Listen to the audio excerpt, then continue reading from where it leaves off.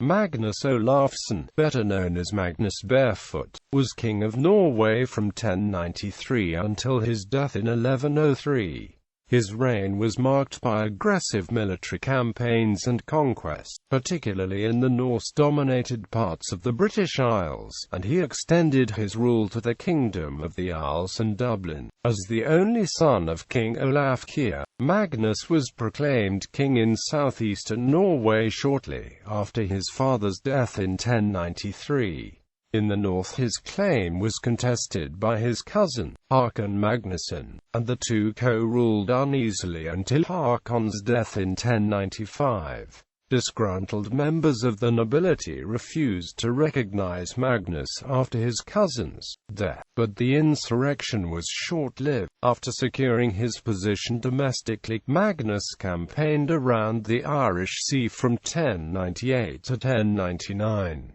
He raided through Orkney, the Hebrides and Man, and ensured Norwegian control by a treaty with the Scottish king, based on Man during his time in the west. Magnus had a number of forts and houses built on the island and probably also obtained suzerainty of Galloway. He sailed to Wales later in his expedition, winning control of Anglesey after repelling the invading Norman forces from the island. Following his return to Norway, Magnus led campaigns into Dalsland and Västergötland in Sweden, claiming an ancient border with the country. After two unsuccessful invasions and a number of skirmishes, Danish King Erik Evergood initiated peace talks among the three Scandinavian monarchs. Fearing that the conflict would get out of hand, Magnus concluded peace with the Swedes in 1101 by agreeing to marry Margaret, daughter of the Swedish king Inge Stenkilsson. In return, Magnus gained Dalsland as part of her dowry.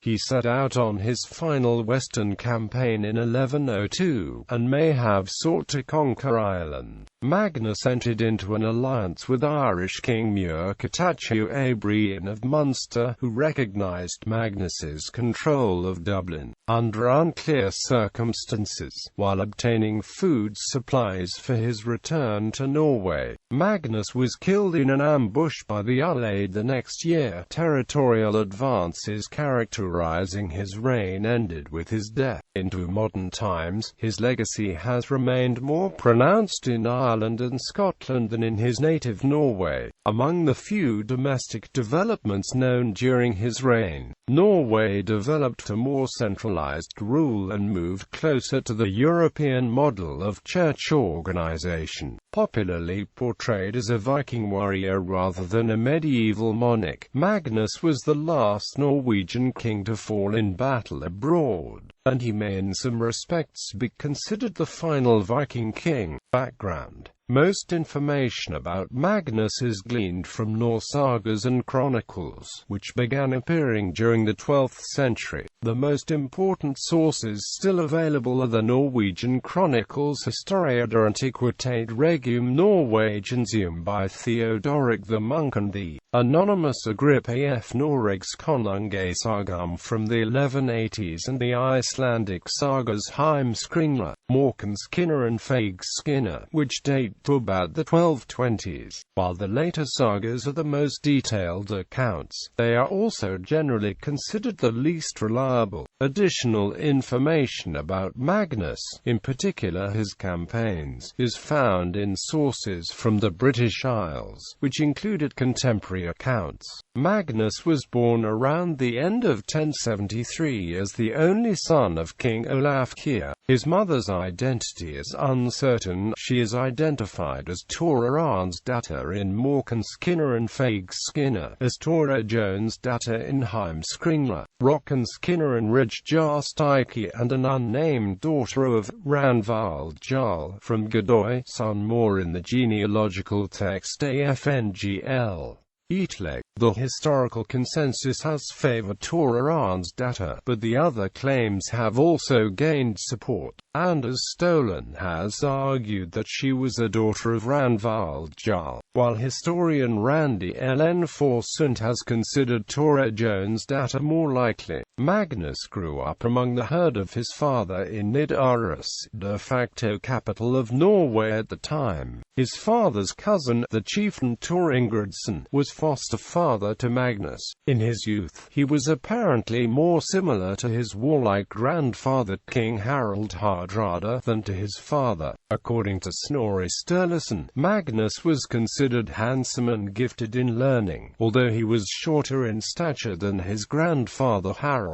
He was reportedly known as Magnus the Tall. Magnus's more common byname, Barefoot or Barelegs, was, according to Snorri, due to his adopting the Gaelic dress of the Irish and Scots, a short tunic, which left the lower legs bare. Another version maintains that he acquired the nickname because he was forced to flee from a Swedish attack in his bare feet, while a third explains that he rode barefoot, due to Magnus's aggressive nature and his campaigns abroad. He also had the nickname Stygalda Magnus. Reign. Establishing authority. Norway had experienced a long period of peace during the reign of Magnus's father, Olaf. Magnus may have been present when Olaf died in Ranrike, Bafhuslen in September 1093 and was probably proclaimed king at the Borgarting, the thing of the adjacent region of Viken later that month. When Magnus became king, he already had a network of support among the Norwegian aristocracy. Although sources are unclear about the first year of his reign, it is apparent that Magnus's focus was on the west, since conditions were chaotic in Norse-dominated parts of the British Isles since the death of Thorfinn the Mighty. This provided Magnus an opportunity to intervene in local power struggles.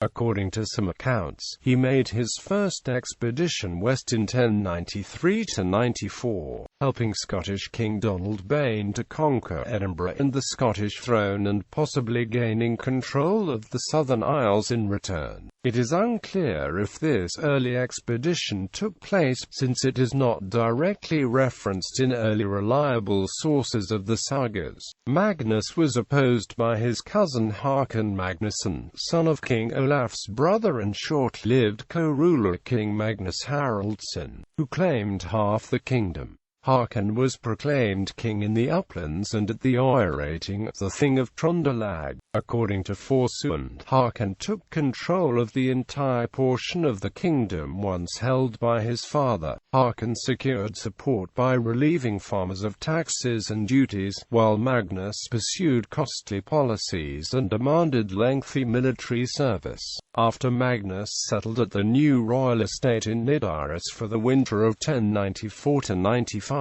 Haakon also travelled to the city and took up residence at the old royal estate. The relationship became increasingly tense, culminating when Haakon saw Magnus's longships fully rigged at sea. Haakon summoned the orating in response, leading Magnus to sail southwards. Haakon attempted to intercept Magnus by travelling south to Viken by land, but he died unexpectedly while hunting in February 1095. The strong man behind Haakon's monarchy had been his foster father Tor Tordsson, who refused to recognize Magnus as king after Haakon's death. With Egil Aslaskson and other noblemen, he had the otherwise unknown Sweyn Haraldsson set up as a pretender. Although later sagas maintain that Sweyn was Danish, some modern historians have speculated that he may have been a son of Harald Hardrada. The revolt was based in the uplands,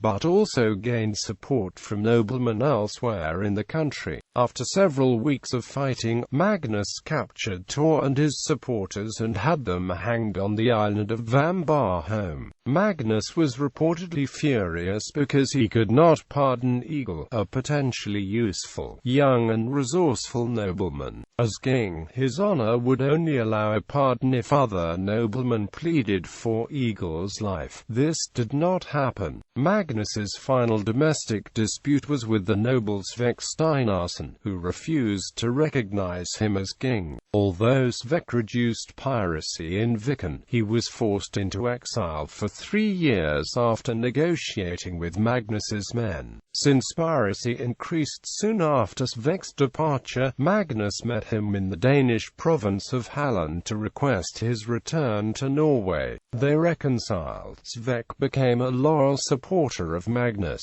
now the undisputed King of Norway. Other developments since the Norse sources chiefly describe war-related matters. Less is known about other events during the reigns of the early Norwegian kings. Snorri, for instance, wrote 15 pages about Magnus and only 2 pages about Magnus's peaceful father Olaf Kyrre. Modern historians have noted that this probably has made the image of kings like Magnus Barefoot one-sided. Magnus's rule was generally marked by Norway's increasing similarity to other European kingdoms. Royal rule became established, and he consolidated power through a network of powerful noblemen. Church organization also developed. The Nordic bishops belonged to the Archdiocese of Hamburg-Bremen until a year after Magnus's death. Priests and bishops were largely foreigners from England and Germany. In reality, however, Magnus ruled the church in Norway. Through numismatics, it is known that minting reform began during Magnus's reign. The reform restored silver content in coins to around 90%, the level at Harald Hardrada's 1055 reform, which reduced silver content to about 30%. Coin size in Magnus's reform was reduced to 45 gram, half the previous weight.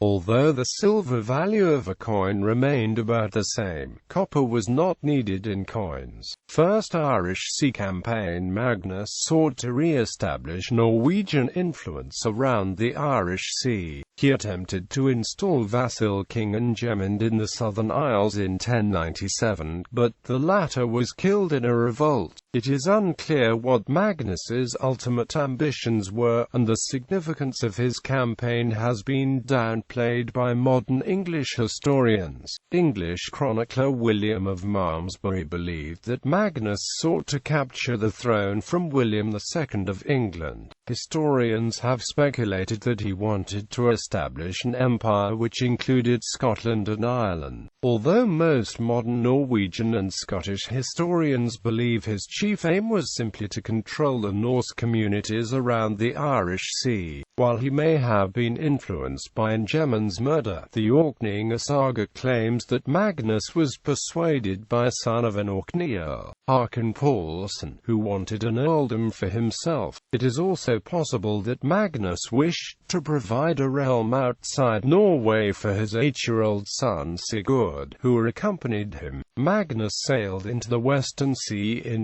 1098, arriving in Orkney with a large fleet. The chronicles of the Kings of Man and the Isles claim that he had 160 ships, but English chronicler Orderic Vitalis states that his fleet consisted of 60 ships. Based on this, P.A. Munch suggests an initial fleet of 160 ships, of which 100 were from the Ledang and returned shortly after arrival. The fleet accompanying Magnus southward in the campaigns consisted of 60 royal and baronial ships. According to Forsund, the low estimate of 120 men per ship means 8,000 men in the royal and baronial ships and 12,000 from the Ledang ships. However, many historians believe that ship numbers in old naval campaign accounts are exaggerated. After his arrival, Magnus began negotiations with Scottish and Irish kings about the herden control of land in Scotland, Ireland and the surrounding islands. Upon arriving in Orkney, he sent the Earls Paul and Erlend Thorfinnsson away to Norway as prisoners on a Ledang ship, took their sons Haakon Magnusson, Magnus Erlingsson and Erling Erlingsson as hostages and installed his own son Sigurd as Earl. Magnus then raided Scotland, the Southern Isles and Lewis. Meeting no significant opposition, he continued pillaging the Hebridean islands of Uist, Skye, Tiree, Mull and Islay, and the peninsula of Kintyre. Iona was visited, but not pillaged. Magnus is also recorded as warring in Sandy, although the exact location is unclear. Entered the Irish Sea. He lost 3 leading ships and 120 men in Ulster. Magnus then continued to Man, where the Earl Otter fell in a violent battle. He also chased Lagmund Godredson, king of the Isles. Man came under Norwegian control, and Magnus and his men stayed on the island for a time. During his time there, he organized Norwegian immigration to the island and had several forts and houses built using timber from Galloway on the Scottish mainland. This implied he had subdued part of that region too, reducing its chieftains to tributaries. Magnus may have intended to invade Ireland next, only to find he had overextended himself. He may have been approached by Grafud ap Cynan, king of Gwynedd,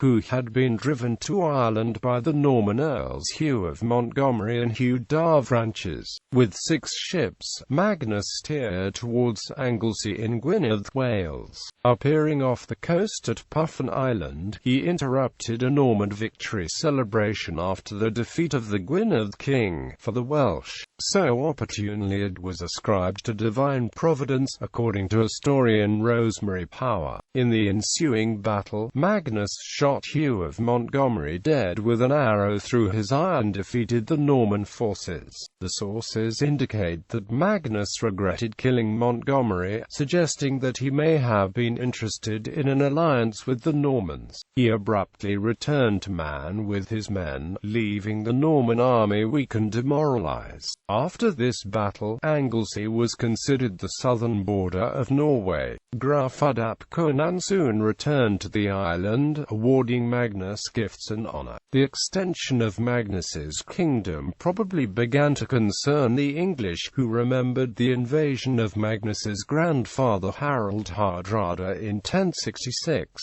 war with Danish king Svein Estridsson in 1069–70 and the threat of invasion by Cnutiv in 1085. In Scotland, internal fighting continued between rival kings, although King Edgar had gained a slight advantage, perhaps fearing to meet Magnus in battle after the internecine strife. According to the sagas, Edgar, mistakenly called Malcolm, told Magnus he would renounce all Scottish claims to islands west of Scotland in exchange for peace. Magnus accepted the offer, which reportedly gave him every island a ship could reach with its rudder set. He gained recognition of his rule in the Southern Isles, including Kintyre, after demonstrating that it should be included by sitting at the rudder of his ship as it was dragged across the narrow isthmus. At Tarbet, historian Richard Oram has claimed that references to a formal agreement with the Scottish king is a post-Norwegian Civil War confection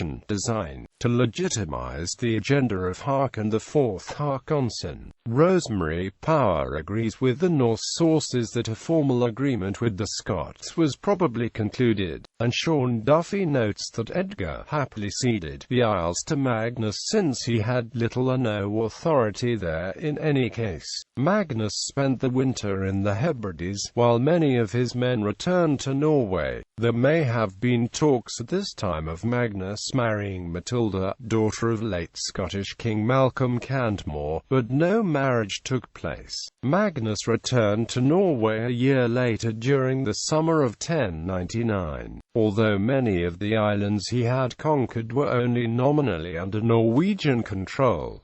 Campaign in Sweden. After returning to Norway, Magnus turned east, by claiming an ancient border between Norway and Sweden. He set his course for the Swedish provinces of Dalsland and Västergötland in late 1099.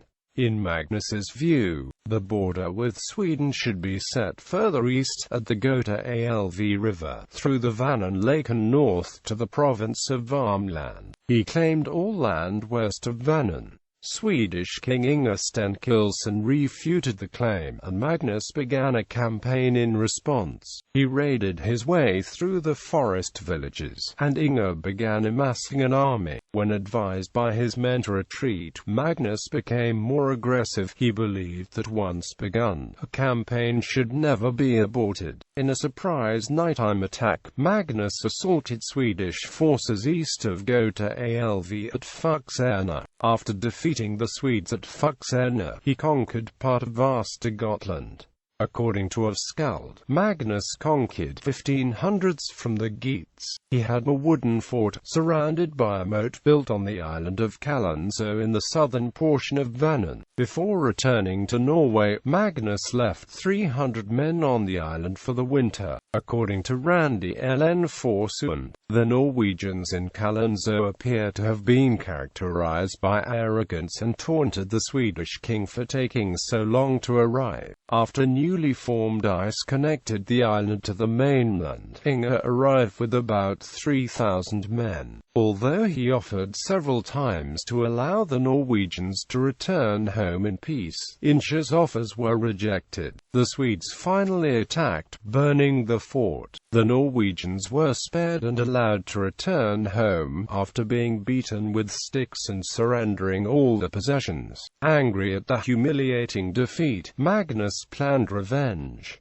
He entered Sweden the following year, reconquering the same areas. During the hasty campaign, Magnus and his men were ambushed by Swedish forces and forced to flee back to the ships, suffering heavy losses. The war continued until 1100 or 1101. Danish King Erik Evigerd, concerned that the conflict would escalate, began peace talks between the two kings. Relations had been strained between Denmark and Norway after Magnus's 1096 raids into Halland, and Erik feared that the conflict might spill over into his own country. The three Scandinavian kings eventually agreed to negotiate peace in the border area near Göta-Alv. After a constructive meeting, they agreed to preserve ancestral borders. By marrying Inge's daughter Margaret, Magnus acquired the lands he claimed on behalf of his ancestors.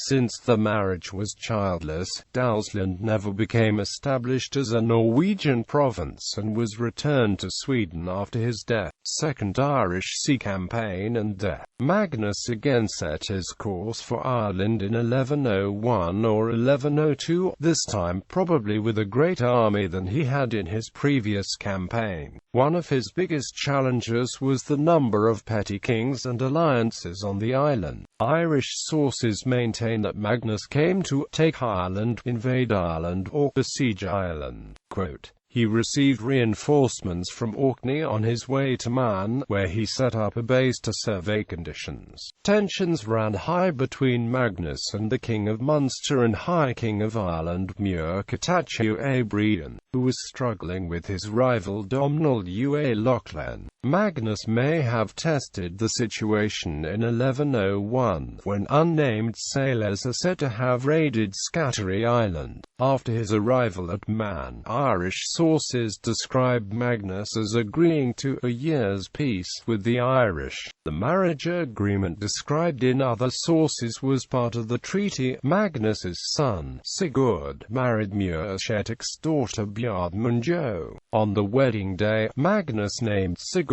his co-king and put him in charge of the western lands. Muirchertach also recognized Magnus's control over Dublin and Fingal. Around the same time, Muirchertach married a daughter of Arnulf of Montgomery, brother of Hugh. The account in Morkinskinna concerning a foreign knight named Gifeth, who appeared at the court of Magnus before his Swedish campaign, is suggested by Rosemary Power as evidence that Magnus may have conspired with the Norman Walter Giffard, Earl of Buckingham, in the revolt against Henry I of England. According to Audric Vitalis, Magnus left treasure with a wealthy citizen in Lincoln which was confiscated by King King Henry after Magnus's death. This treasure could have been paid by Norman earls for Magnus's support, and possibly arranged by the Gifeth, who was said to have visited Magnus's court in the sagas. This could have provided Magnus with a lucrative return for his costly western campaigns, which were unpopular in Norway at the time. Muirchertach was skilled in diplomacy, and negotiation with the dowries of his daughters may have been part of a political game. While he may not have intended to honor his agreements with Magnus, he needed the latter's assistance to crush Domnall. Magnus and Muirchertach went on joint raiding expeditions after the peace agreement, only interrupted by the winter of 1102–03. The sagas claim that Magnus wintered in Connacht, but since Connacht is incorrectly claimed to be Muirchertach's kingdom, the location was corrected to Kincora, Munster by modern historians. Rosemary Power considered it more likely that Magnus would have kept his fleet near Dublin. Magnus was probably allied with Muirchertach during his campaigns against Domnall and the Cene Acutel Neogain in 1103, but Irish sources do not describe the campaigns as successful. On the 5th of August 1103, Muirchertach unsuccessfully tried to subdue Domnall in the Battle of Magcoba. Magnus did not take part, but his Dublin subjects fought with Muirchertach. Since Magnus was closing in on the Irish throne, Muirchertach may have wanted him out of the way. According to Morkan Skinner and Heimskringla, the two agreed that Muirchertach was to bring Magnus and his men cattle provisions for the return to Norway. As this dragged on past the agreed time, Magnus became suspicious that the Irish planned an attack.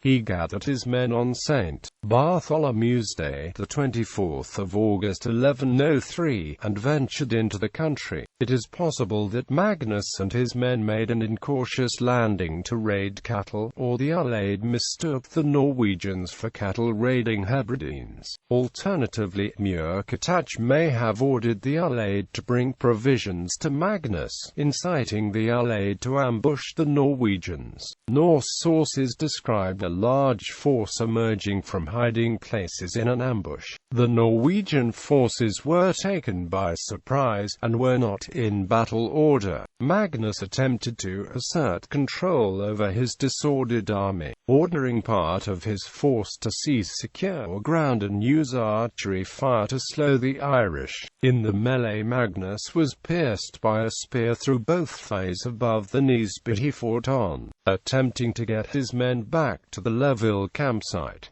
An axe-wielding Irishman charged him, striking a lethal blow to his neck. When his men said that he proceeded incautiously in his campaigns, Magnus is reported to have responded, "Kings are made for honor, not for long life." He was the last Norwegian king to fall in battle abroad, perhaps betrayed by Muirchertach. Magnus may also have been betrayed by his own men. It is possible that Torgrim and his men may have been directed by powerful men in Norway, who wanted Magnus removed from the Norwegian throne. More Irishmen than Norwegians fell in the battle, according to Snorri Sturluson, and Magnus's reign could have been different if Torgrim and his men had fought as directed. Magnus's son Sigurd returned to Norway without his child bride after his father's defeat, and direct Norwegian control in the region came to an end. Although Norwegian influence remained, no Norwegian king returned for more than 150 years. Descendants. Magnus married Margaret Fredkulla, daughter of Swedish King Inge Stenkilsson, as part of the peace agreement of 1101. The marriage did not produce any children. His 3 sons were born to different women, and he had 2 known daughters by unidentified women. Eystein, born 1089 to a mother of low birth. Sigurd, born 1090. His mother's name was Tora. Olaf, born c. 1099. His mother was Sigrid Sax's daughter from Vikenstrinda, Trondelag. Brunhild married Harald Kessier, Danish pretender and son of Danish King Erik Evergod. Tora married Icelandic chieftain Loftur Sigmundsson. Years after Magnus's death, other men came forward claiming to be his sons. However, it is impossible to ascertain the veracity of these claims. Harald Jarl, born 1103 in Ireland, his claim was recognized by Magnus's son Sigurd Slembe. His mother was Tora Sax's daughter from Vik. His claim was not recognized.